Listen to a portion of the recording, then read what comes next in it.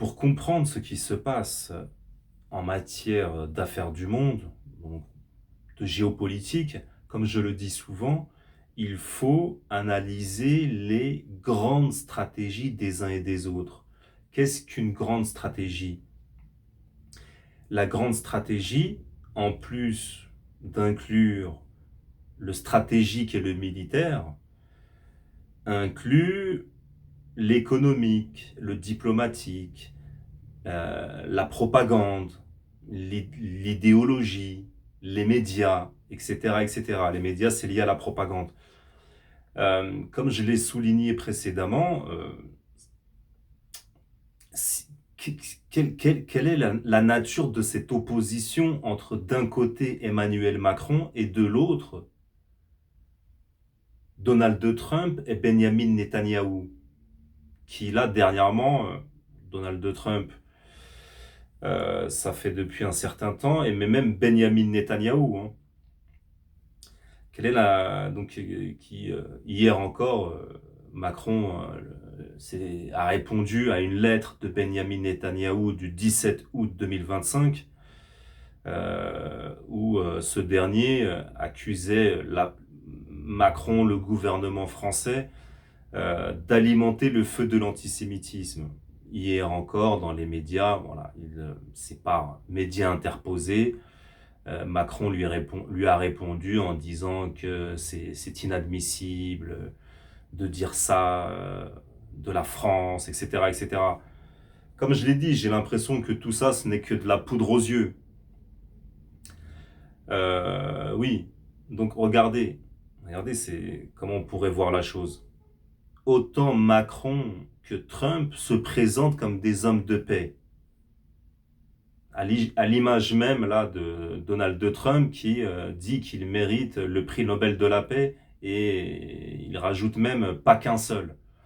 Il a fait sa campagne présidentielle là-dessus, sur la paix. Moi, je ferai la paix en 24 heures. Emmanuel Macron également se présente comme un homme de paix. Récemment, là. Mais regardez comment c'est en miroir. Emmanuel Macron se présente comme un homme de paix, souhaite reconnaître un État palestinien, demande à Benjamin Netanyahou d'arrêter les hostilités. Voilà, il est pour la paix. Il est pour la paix en Palestine, à Gaza. Mais est un va-t-en-guerre en Europe de l'Est, en Ukraine. Il appelle, on voit, la propagande en France, pro-guerre, va-t-en-guerre, etc.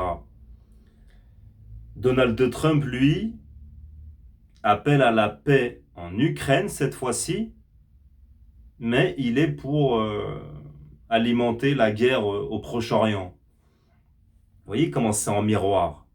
Les deux se présentent comme des hommes de paix, hein. Donc d'un côté c'est des hommes de paix, mais de l'autre côté ils veulent faire la guerre. Vous voyez. Donc ce revirement d'Emmanuel Macron, on s'en souvient, les manifestations pro-palestiniennes en octobre-novembre 2023 ont été interdites en France par les différentes préfectures de police. Une dame de 80 ans, la présidente de l'association France-Palestine de Nîmes, a été placée en garde à vue, une femme de 80 ans. Une jeune fille de Valence, de la ville de Valence, pour seulement des tags, des commentaires Free Palestine sur les réseaux, a été mise sur écoute, euh, suivi par la gendarmerie. Ils ont même mis un dispositif de suivi sur sa voiture, un émetteur sur sa voiture. Et ça commence comme ça au début pour faire peur. Donc finalement, ensuite, il jauge des opinions, de l'opinion publique, des tendances dans l'opinion publique à travers les réseaux sociaux. Et donc comme c'est une tendance marquée, vous voyez, maintenant il se présente comme un pro-palestinien. Donc voilà, on voit, c'est tout à fait en miroir. Voyez? Mais qu'est-ce qu'on pourrait dire? On voit dans tous les cas que ni l'un ni l'autre ne, ne sert l'intérêt de son peuple. Mais c'est des intérêts voyez, d'ordre géopolitique. Voyez. Comme je le dis, la politique intérieure est dépendante de la politique extérieure. Mais est-ce que vouloir la guerre en Ukraine pour Macron, est-ce que ce souhait de vouloir s'opposer à la Russie, est-ce que ça sert les intérêts de la France? J'ai pas l'impression. Donc, qu'est-ce qu'on pourrait dire en vérité c'est la, il souhaite mettre en place la grande stratégie de l'Occident collectif. Voyez? Et chacun est assigné à une tâche précise.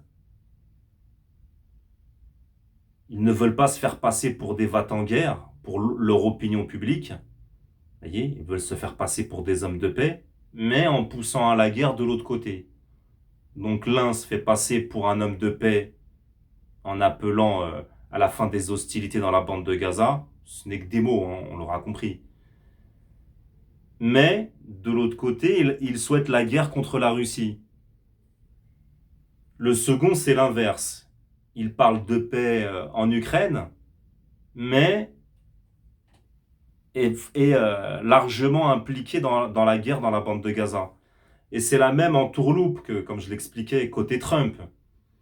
Fin janvier, exactement le 25 ou le 26 janvier 2025, Donald Trump a envoyé son envoyé spécial rendre visite à Benjamin Netanyahou un jour de Shabbat. Le cabinet de Netanyahou lui a répondu que Benjamin Netanyahou ne travaillait jamais jour de Shabbat. Il aurait dit comme quoi j'en ai rien à faire. Il serait rentré donc jour de Shabbat dans le bureau de Benjamin Netanyahou et aurait presque comme ça, c'est comme ça qu'on nous l'a présenté dans les médias, hein, tapé du poing sur la table. Donald Trump vous demande de signer le cessez-le-feu avec les factions palestiniennes pour un mois et demi plus ou 2 mois plus tard, recevoir Benjamin Netanyahou et même l'aider à, vous voyez, comme un laquais, euh, pousser son siège pour qu'il s'asseye confortablement. Donc c'est ça en fait, hein. C'est une même et unique grande stratégie, c'est la grande stratégie de l'Occident collectif et de l'entité sioniste bien évidemment.